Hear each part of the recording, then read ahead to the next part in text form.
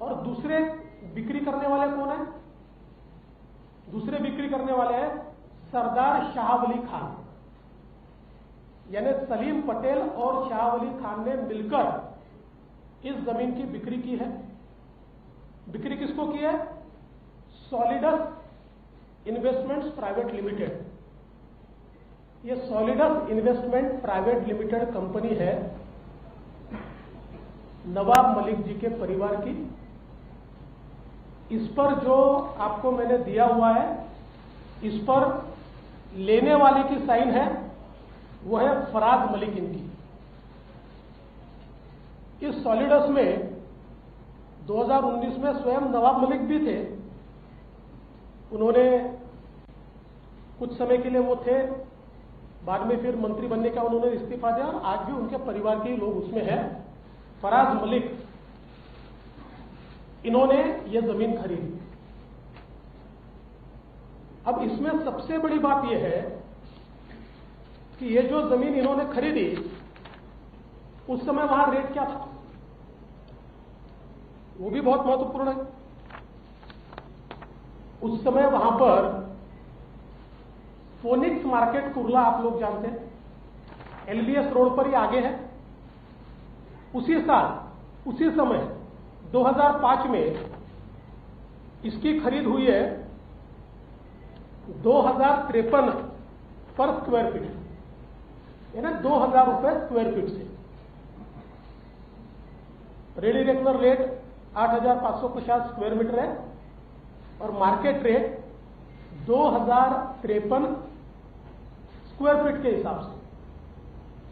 और ये जो अंडरवर्ल्ड के लोगों से खरीदी गई लैंड कुल 3 एकड़ एलबीएस रोड पर जमीन खरीदी गई 30 लाख रुपए में, 30 लाख, और उसमें से भी पेमेंट हुआ है 20 लाख रुपए का, 20 लाख। अच्छा, पेमेंट किसको हुआ है वो भी आपको मैंने दिया है, इसी रजिस्ट्री में वो दिया हुआ है। अगर आप रजिस्ट्री का पेज नंबर 5 देखेंगे तो नाही, आम्ही तुम्हाला याच्यावर दिला काय पीडीएफ वर नसेल मिळालं तर मिळून जाईल, पीडीएफ वर दिला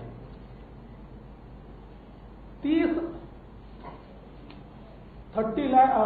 Now this indenture witness that in consideration of sum of 30 lakhs paid on the execution of these presents to the owner as per following particular. Rupees 15 lakh किसको मिले? पार्टी नंबर 1 एंड 2, लेकिन 1 and 2 को नहीं मिले, उनके power of attorney holder Salim Patel, इनके account में ये 15 लाख रुपए मिले, सलीम पटेल के अकाउंट में। उसका अकाउंट नंबर वगैरह सारा दिया हुआ है। और फिर a sum of 10 lakh paid on execution of this two, वो किसको मिले? वो मिले शाह वली खान, वो सरदार खान कहते हैं उनको, सरदार खान को मिले। और इसमें भी आगे अगर आप देखेंगे, पीछे में मैंने सारी चीजें लगाई है, उनके फोटो वोटो सभी है जो खरीद की है। इसमें रिसिप्ट भी लगी हुई है और रिसिप्ट में आप देखेंगे तो मोहम्मद सलीम पटेल की पूरी 15 लाख की रिसिप्ट है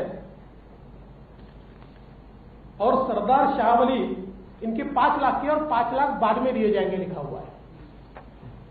ऐसे कुल मिलाकर 20 लाख रुपए में एलबीएस रोड पर 3 एकड़ की जमीन।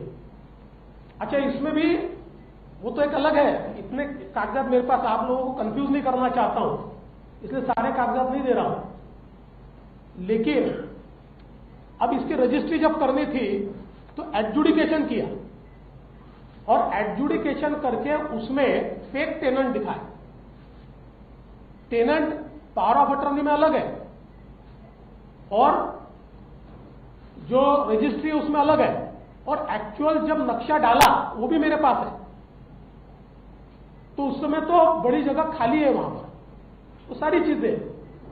तो ये एडजुडिकेशन में इसकी कीमत कम दिखाने के लिए ये सारी चीजें की और इसकी कीमत 3.5 करोड़ रुपया दिखाई। एडजुडिकेशन में, ताकि स्टैंप ड्यूटी कम पैसे पर भरनी पड़े। मतलब 8,500 का ready reckoner rate square metre का, 2,000 पर स्क्वायर फीट का मार्केट रेट, और उसको खरीदा जा रहा है 25 रुपया स्क्वायर फीट से, और एक्चुअल पेमेंट हो रहा है 15 रुपया स्क्वायर फीट से। अब मेरा सवाल यह उठता है कि आप नवाब मलिक जी 2003 में जब यह सौदा शुरू हुआ और 5 में समाप्त हुआ, आप मिनिस्टर थे।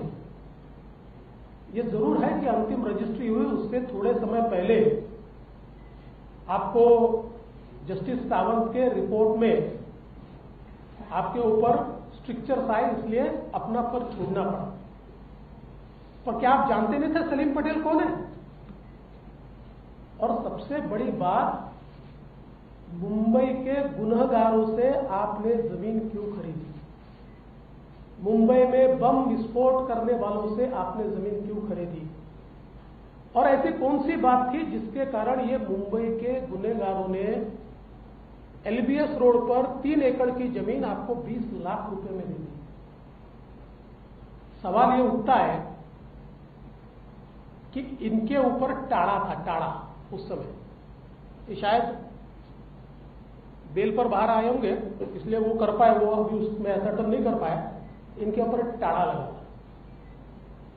और टाड़ा का अगर आप कानून देखें तो टाड़ा के कानून में टाड़ा का जो आरोपी होता है या कन्विक्ट होता है, उसकी सारी प्रॉपर्टी सरकार जब्त करती है, उसको सरकार जब्त करने का प्रावधान है। तो क्या ये टाड़ा के आरोपी की प्रॉपर्टी जब्त न हो, इसलिए फिक्टिशियस कंसिडरेशन के ऊपर आपको ट्रांसफर कीजिए? और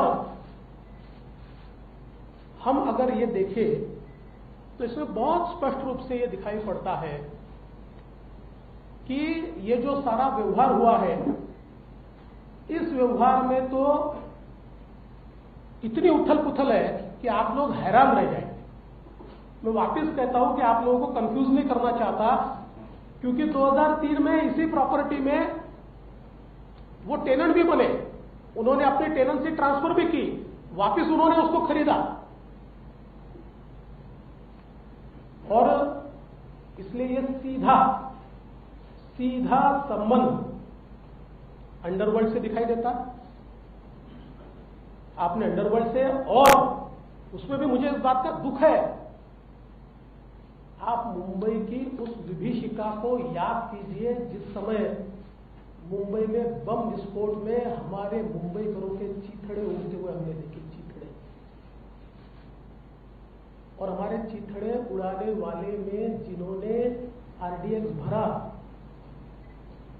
जिन्होंने कॉन्स्पिरेसी रची, जिन्होंने रेकी की, ऐसे व्यक्ति के साथ आप व्यवहार करते हो, बिजनेस करते हो। पर इतना ही नहीं है, ऐसी कुल मिलाकर मुझे 5 प्रॉपर्टीज छपड़ी है, जिनमें से 4 में तो 100% अंडरवर्ल्ड का एंगल है, और ये और कॉम्पिटेंट अथॉरिटी उसकी जांच करेगी। और जैसा मैंने घोषित किया था, ये सारे सबूत राष्ट्रवादी कांग्रेस पार्टी के प्रेसिडेंट श्री शरद पवार जी को भी मैं देने वाला हूं, ताकि उनको भी पता चले कि उनके मंत्रियों ने क्या गुल खिलाया है।